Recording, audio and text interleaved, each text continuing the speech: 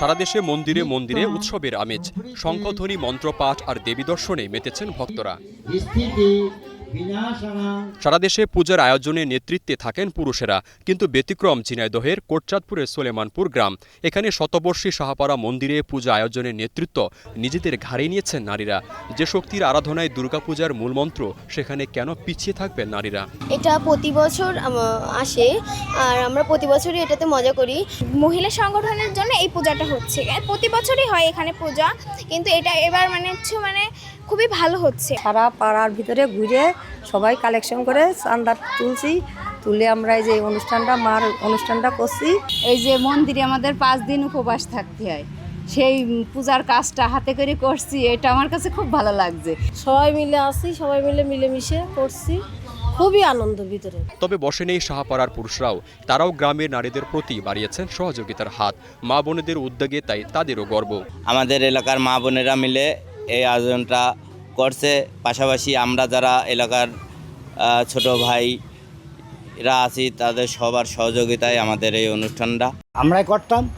এখন মহিলারা বললো যে আমরা পুজো করবো, আমরা তোমাদের উদ্যোগ দিলাম, তোমরা করো, আমরা তোমাদের পিছনে থাকবো। এ উদ্যোগের পেছনে শাহপাড়ার 30 জন নারী, একদিনের একটা মাত্র মিটিং, এরপরে শতবর্ষী একটি মন্দিরকে ঘিরে জমজমাট এই পূজার আয়োজন। প্রায় 20 থেকে 30 জন মহিলা জমে গেছি।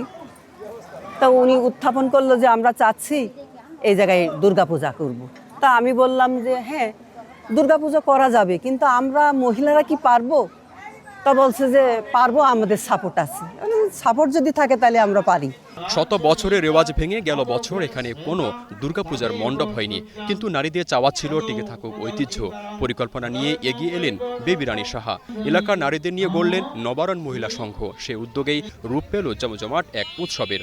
যে কাজটা পুরুষ মানুষ সবাই করে, আমরা মেয়ে ছেলে সবাই এক জায়গায় সে কাজটা করতে পারি না, তখন সবাই এক জায়গায়, সব গ্রামের সব মেয়ে ছেলেরা ডাকলাম, এক জায়গায় হয়ে প্রত্যেকে আনন্দ করে, বাচ্চা কাচ্চা বড় মানুষ প্রত্যেকে, ছেলে মেয়ে যারাই আসুক না কেন, এখানে কোনো বিশৃঙ্খলা হয় না, আবার কোনো দুর্ঘটনাও হয় না। মহিলারা বলছে পুজো পার্বণ সারা হলে আমরা সব এক জায়গায় বসবো, আমরা এটা পুজোটা আমরা নিজেরা করার চিন্তা ভাবনা করছে। এবারের সাফল্যে আসছে বছরও এমন উৎসব আয়োজনের হাল ধরতে চান নবারণ মহিলা সংঘের 100 নারী। Desk report, star news.